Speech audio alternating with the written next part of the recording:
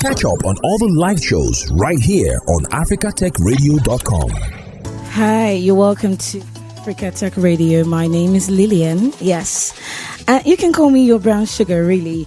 It is. I don't know why my voice is sounding like this today. My voice has completely changed. I don't know why, but I plan to milk it. I'm sounding more, deeper. But it's okay. It's totally fine. In today's ever-changing world where technology keeps pushing boundaries, it is essential to nurture the innovators of tomorrow. And that is why Readland Global, this is where they actually come in. They're all about, sparking kids' interest in robotics and helping them become the innovators and problem solvers that we'll need in the future.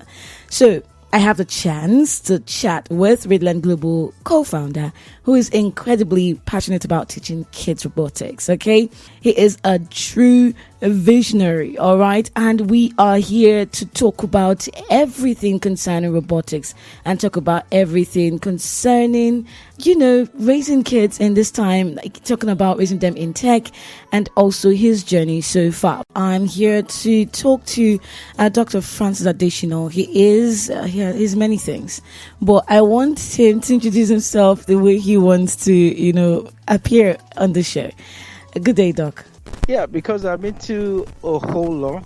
My purpose, my calling is to help people discover their purpose, convert that purpose to profession or organization or brands, then convert that into monumental prosperity that will serve humanity, then convert that prosperity to posterity, something that will outlast them.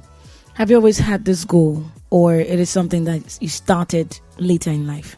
It started out of a storm. Okay, let me start this way. My mom is always asthmatic, chronic asthma, when I was lesser than 9. Okay. And we'll always see her rushed to the hospital. And most of the time we'll be thinking in our heart that she might not make it. Mm-hmm. Yeah, so that fear, that trauma. So I made up my mind that I want to become a medical doctor to help her in getting out of that trauma. So any class you find me, I'm always the best in the class with the mindset that if you read well and you pass well, you will do medicine. You know that mindset. Of course. Then all of a sudden, fast forward to university, I was picked for agric instead of medicine, so I was reading very hard to have the highest GPA, and I did. And Dean and the HOD then approached me that I could help them have their first class. But that was not my intention. My intention was to cross from agric economics to medicine. To cut the long story short, at that point, medicine was trying to get the accredited. Accredited, yeah. You understand? All those processes. So they needed more intelligent students to make that happen. To cut the long story short, I was picked by medicine.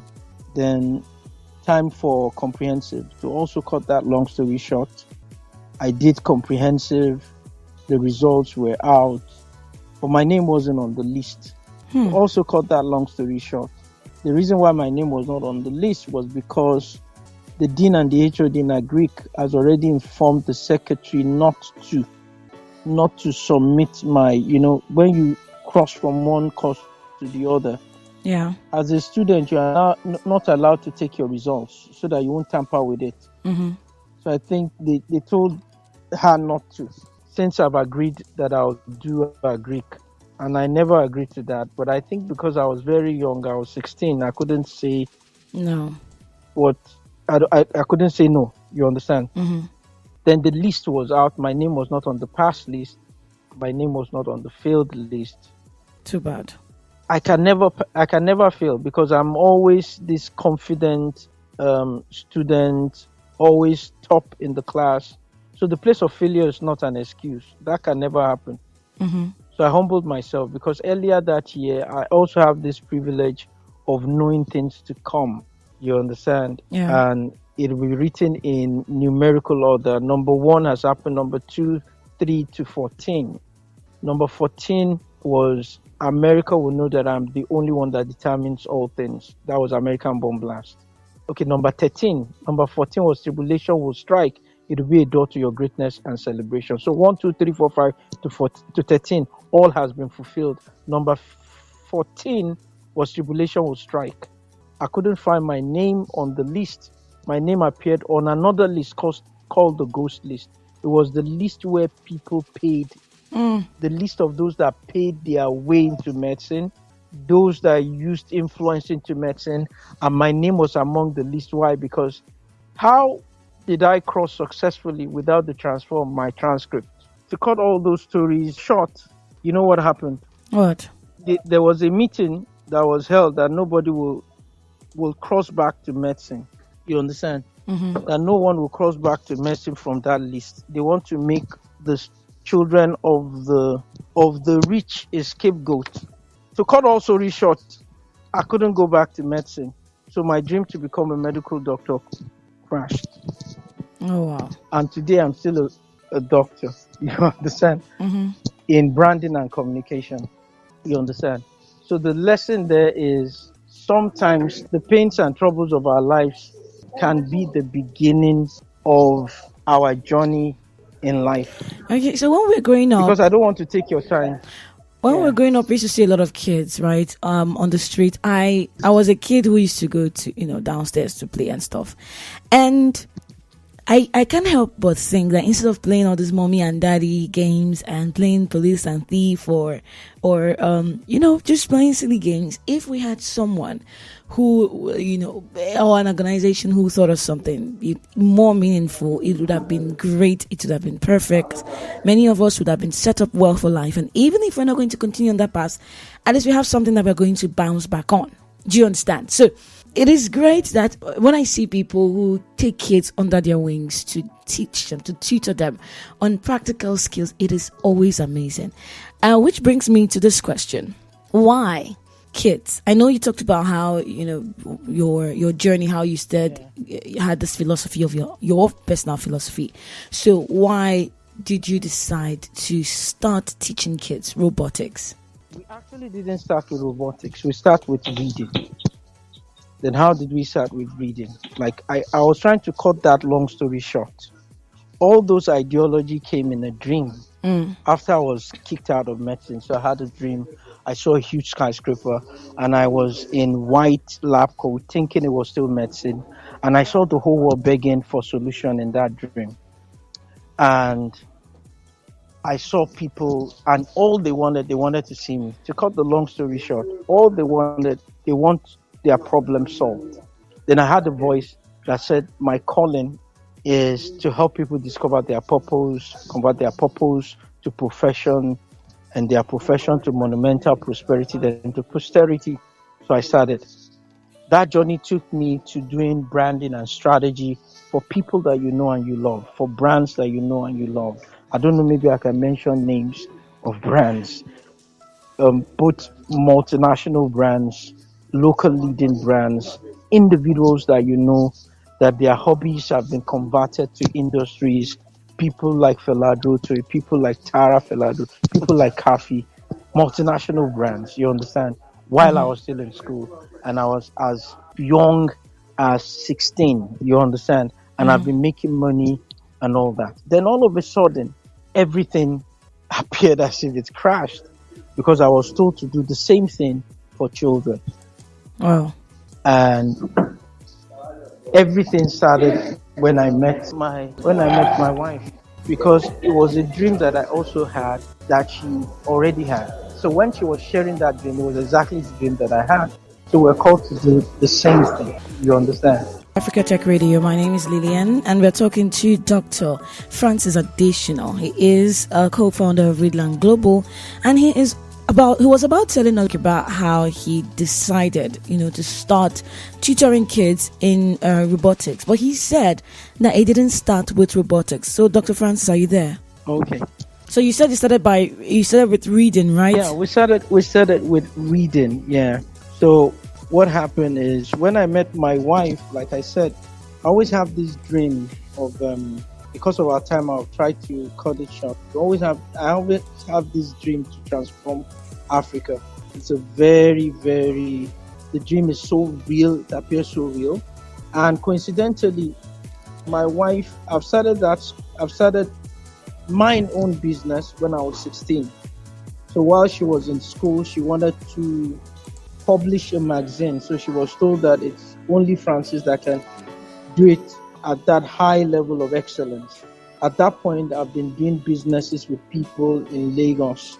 My school then was in Ogbomoso, it's Ladoke Akintola University. So at that point, she was the chief editor of the magazine. So she came to do the magazine. And a day before her visit, she also had the same dream that I heard. And when she came to do that magazine, she was sharing her dream to the person that is in charge of that design. And to his shock, it was exactly the same dream that I had. And that was the connection. And it was all about helping children and reviving Africa. And that was the instant connection. 5 months later, we were set to go to the Isle. To cut the long story short, fasted for 3 days. And the big question is, what is the purpose of this relationship? And I heard clearly that we should go into all about book business. It was also complex, too hard for us to comprehend, because at that point, none of us had any interest in publishing.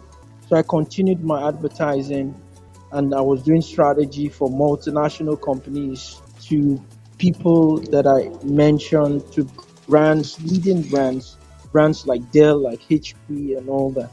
So then it got to a point I was told to stop.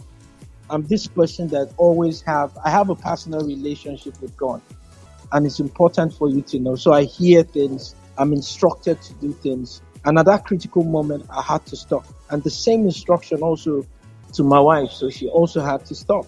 To cut the long story short, we started this. She started bringing in children into our house to read, because we always have this big library where we read as a family. So our family library became the community library. So we started bringing in children, because he told us to start with a book. So children will flow in to read. They come to read in batches of 100. Another 100 will be downstairs. We started with just 36. Then all of a sudden, in between that, a publishing firm called us to publish their books, and they paid in millions. So we started getting glimpses of that, children still coming in to read.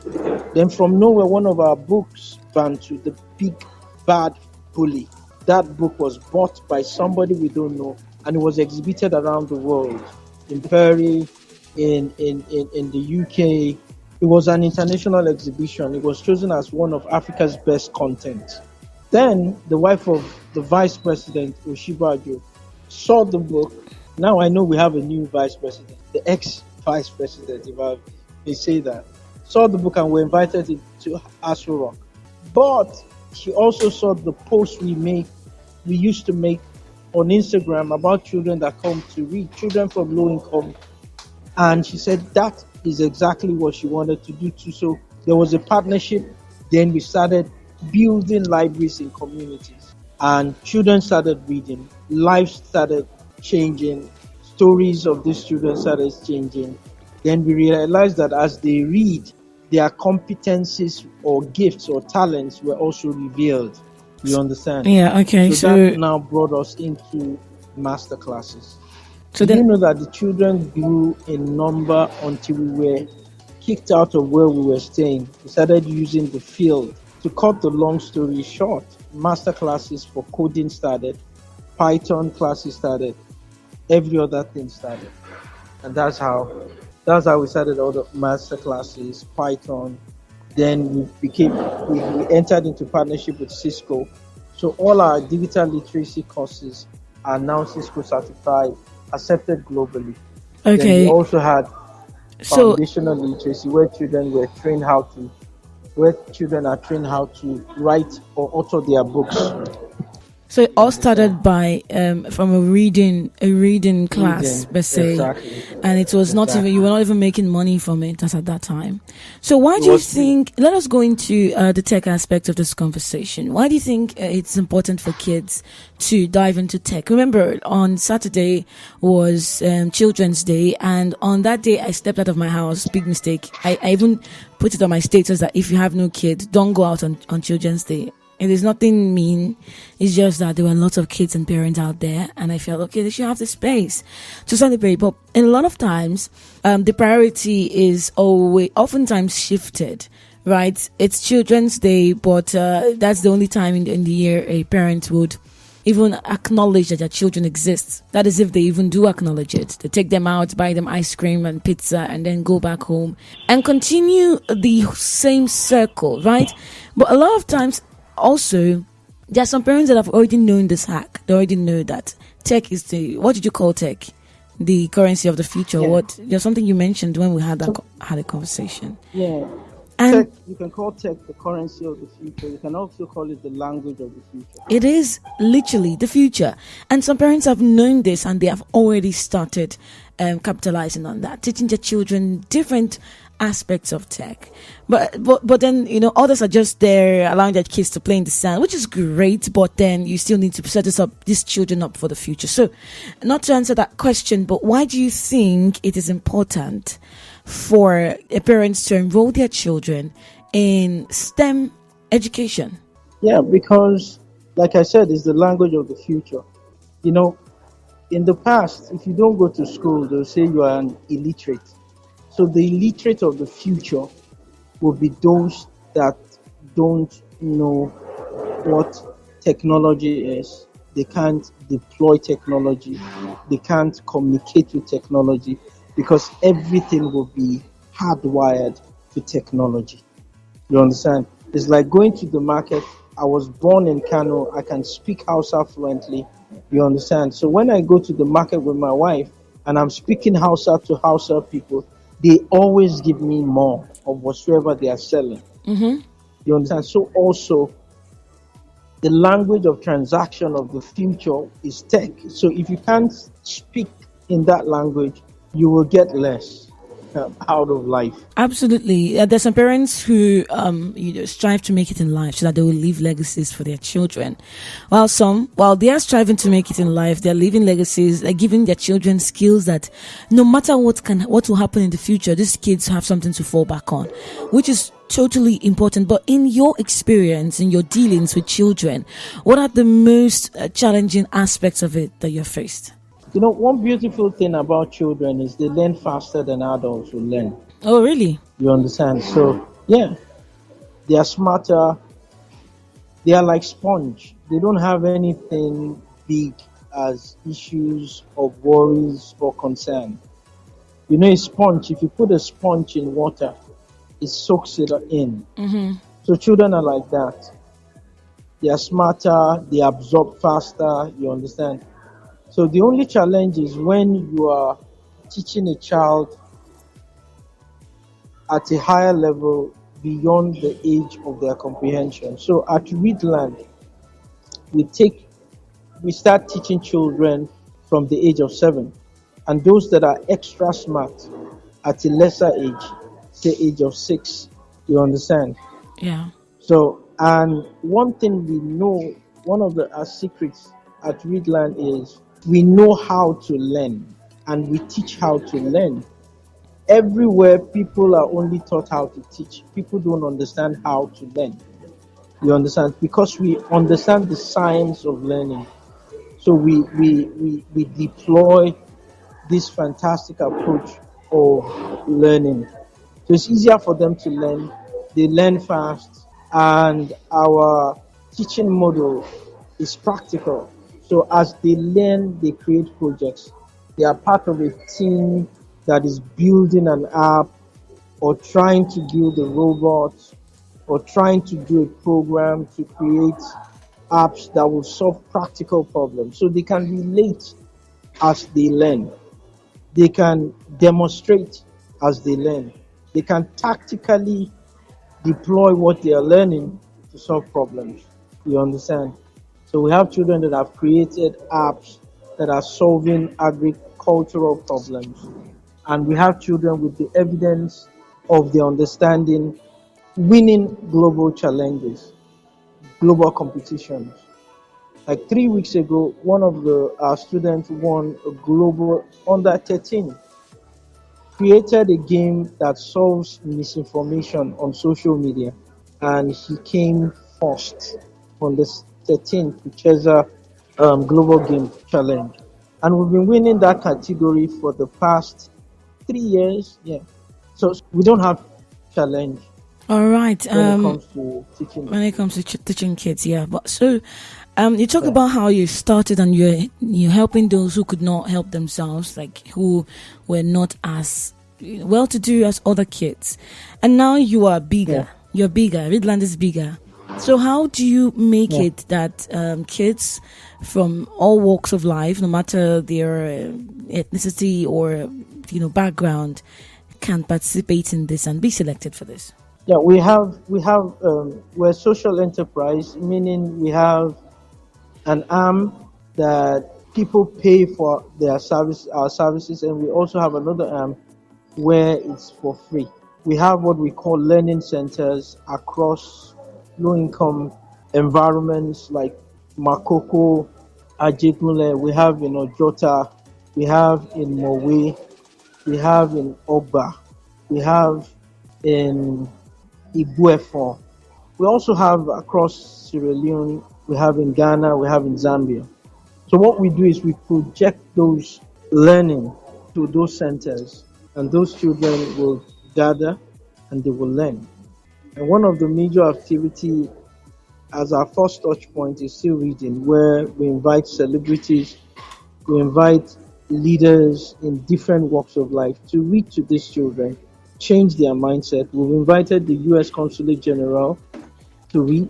We've invited the wife of Oni of Ife to read to children. We've invited people like Timmy Dakolo, Kafi Dance, the head of Facebook Global Sales Head to read. We invited the head of Cisco Global to read. They share their experiences, and they also read inspiring stories to children. Like next week, we're also doing same with Cisco. We've done that for brands like Lafarge, a whole lot. So learning is continuous at the center. We also discovered their talents, creative writing, children are publishing books, and more. So what are the future plans? I know that no matter where a company is at the moment, they have big plans for the future. A plan that is inclusive and, well, really big. So what are Readland's future plans for kids and our vision is actually to raise leaders of competence and character. Leaders that will change their immediate community and they will impact globally. So the future is to have children, even at their tender age, they will have started companies. We have Mobolumi that is just 11, started his company at age 9. He's also the one that won the global, he has won over 7 awards. You understand? So the future we see, there's a research by World Economic Forum that says by 2030, that Africans under 25 will be 1/4 of the world's population. It simply means in the next 8 to 10 years, the economy of the world will rest on the shoulders of children, African children that are 10 today, that are 15 today. You understand? That is the statistics. But what we do with them today determines that they will indeed determine the economy of the world. So we see a future where children will be prepared now for that future. And at Readland, we believe that over 500,000 children will have been influenced between now and 2030. And we're doing everything to make that happen. During Children's Day, we invited Mark Shaw and his partner, Jared. They were the one that did this movie, Lost in Oz. It's a movie that won 3 Emmy Awards, but we brought them in partnership with US Consulate to interact with these children after a 5-day workshop with the best of animators in Nigeria or Africa. Why are we doing that? We want to inspire these children that they can do better. That before they are 18, they could create amazing things. We have children that have won awards as illustrators. You understand? The Akada Book Festival, illustration competitions, from inception till date, Readland children have been winning. You Okay, understand? that is amazing, and Yes. I really So love it. Like I said in the beginning, I love it when somebody is tutoring kids. At a point, I volunteered for something related to this, but it is amazing. But then on the robotics part of Readland Global, the robotics arm, what kind of cool projects have your kids worked on? a lot of projects. They've created design, like there's a competition in 2020 in Malaysia where two of them represented Nigeria and they won out of 5 countries. They designed a robot, like a robot that will take the place of a medical doctor. That robot will take the test, your feces, from the place of test to the place of diagnosing the issue, determining the cause, and also the disease, then also prescribing drugs. And out of 25 countries, they won. You understand? So, and they are also Union Bank Next Robotics Challenge, Next Robotics Legend. They are called the Next Robotics Legend. They also got scholarship. So a lot of designs of robots. At the moment, one of them also represents Nigeria and Singapore, and she's going through intensive. Her name is Mojoin. Intensive training, preparing her for that challenge. Okay, that is great. You're still listening to Africa Tech Radio. My name is Lillian, and I have been having a chat with Dr. Francis Adesina of Readland Global, actually co-founder of Readland Global, together with his wife. They have decided to teach kids, educate them on different aspects of tech, not just robotics, different aspects of tech, as well as educating them on their literary skills, which is amazing. And I want you to talk to parents today, parents who don't believe in this education system. And also, before you do that, I saw a story recently about a certain country that has inculcated tech in their curriculum in schools. What do you have to say about that, and how do you think that Nigeria should tap into? Do you think we should even tap into that? Yeah, the truth is, many schools, especially private schools, have that in their curriculum. And we also have schools, I will not mention their names, that we are having a form of digital training, Cisco digital courses with them, popular leading schools, you understand. Some another with robotics, but majority with coding, which is like the ABC of tech. But I think we should take it a notch higher so that it will also be introduced in public schools. And even private schools that claim they are doing or having it, they should take it more practical. Most schools are just having the rudiment because they don't have enough time to dedicate to it. It's different from the way we will do it at Readland. At Readland is a core subject, and every learning ends with a project. And it comes in 3 modules. There's a problem you are solving, there's a robot or app you are creating to solve it.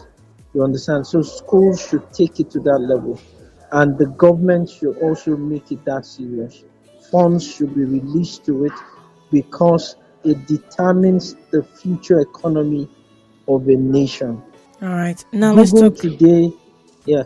Let's talk to the parents of kids who are not, allowing their kids to explore this world of tech. Maybe because of they're scared that they might learn something bad like hacking, which a lot of parents will tell you that is their major concern.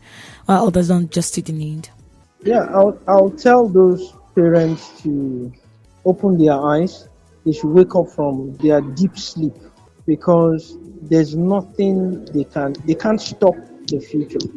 So the wiser they are, the better. We're in a world where school certificates will not be relevant. We're in the world where organizations and the world will ask what your child can do with his hands. And It's not all about doing something with your hands, but doing something that robots will not do in competition with man. And that thing is tech. How can your children learn how to program robots? How can they learn how to create the next robot? How can they speak the language and meet the demands of the future in workplaces? Until they are ready for that, then they are pulling their family or their children backwards, especially the fathers. I'll always tell people that every father is the vice chancellor of his home, is responsible for the knowledge inflow and knowledge share in his home, is responsible for the relevance that the children or the family brings to the table. And the best way to be relevant is to understand tech, position for tech, have the required knowledge to deploy it. So they should wake up from their slumber. They can't pull time backwards. It is here, it is here. They have nothing to do with it than to advance. All right, parents, you've heard that. Wake up from your slumber and stop letting your kids down. There's so many things that we as adults will say, oh, I wish my parents did this for me. I wish my parents did that for me. Well, it's your turn. And if you remember how you felt back then, now think about what your children might be saying in the future. So allow your kids, stop holding them back. Let them fly. Give them that wing that will help them fly when they need it. Imagine they're in a world where if they ask for A, they are saying, okay, I can do A. Oh, what of B? What about B? I can do B. And kids, when you have all these options, you have like limitless possibilities in life. If you decide that coding is not what is for you and it is another tech skill, you do it because you already have you said it's the ABCs. When you learn coding, you have gotten like the foundation of every other thing. So nothing Exactly. will be alien for you. As for schools, I remember when I was younger, we used to pay for computer class or classes. We paid for it specially. And the only thing we did in that computer class was to line up in front of one computer or two and type out our names. That was it. And that was so disgraceful. Even at that age, I knew that was not what I was supposed to be doing on the computer. I couldn't type. I couldn't do anything. I learned how to type. I learned how to be computer literate by myself, but I paid for computer. We are no longer in the book and paper age. We are now in the digital age. Tech is the language of the future. Infuse it in your curriculum, in Lagos curriculum, private school curriculum, every curriculum, so that your kids will be equipped for the future. Any other thing you want to say before we leave, Dr. Francis? Yeah. Still going back to encouraging your children to embrace tech, you also need to embrace tech. Giving excuses, highlighting the negatives is not the solution. People die in cars through accidents. It's not an excuse to stop riding one. You understand? It's the only way. Everything is tied to tech.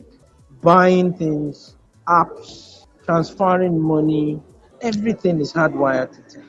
You understand? You have apps for almost everything. So the faster, the better. And the truth is, to make it even funny, even the games that children play, US Army is looking for those that can control that gamepad to direct missiles. You understand? They are looking for it to direct a drone. Although there are higher sophisticated dimensions of drones that are programmed.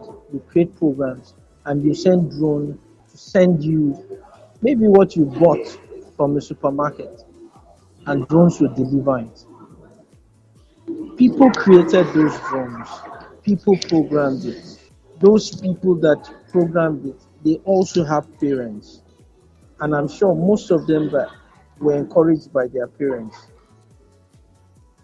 Bill Gates started with the help of his mother. It was his mother that introduced his first product to IBM because she worked with IBM. And look at where Bill Gates is. Look at his story. All right. Thank you very much. I think that should be something that it is worth thinking about, thinking over, and thinking about some more. Thank you very much. This is coming timely because of the Children's Day celebration. It is not just for ice cream. It is also to look at your kid and ask yourself, are you doing all that you can for your kids' future. On that note, we're going to be saying bye-bye. My name is Lillian. You're still listening to Africa Tech Radio. Have a wonderful, fun-filled evening. Yeah, Yeah. So anybody that calls you and wants to maybe interested in what we do at Readland, there will be a big discount for them. Okay. They will just mention it that they are from Africa Tech Radio. Okay, Africa Tech Radio. And if they want to reach you directly, how can they do that? No, they should go to Readland NG Instagram. Just read READLANDNG. All right. Are there Readland NG? Are there? You can send in a DM. There's number on it. Okay. Are there volunteer opportunities at Readland? Yeah, there are volunteer opportunities because centers are opening everywhere, faster than we can ever imagine. All right. If you want to contact Dr. Adesina, or you want to contact Readland Global, you want to be a part of it, you want a kid to be a part of it, all you have to do is go to Instagram and DM them at Readland NG. Readland, like read and then land. READLAND NG. All right. Or you can look for us at A-Tech Radio to know what's next, and we'll direct you. Of course, you get a huge discount. And of course, we're going to be having partnerships with you, Dr. Francis Adesina. I hope you're open for that. Thank you so much. No problem. Okay, take care. Bye. Thanks for listening, and don't forget to catch up on all the live shows right here on africatechradio.com.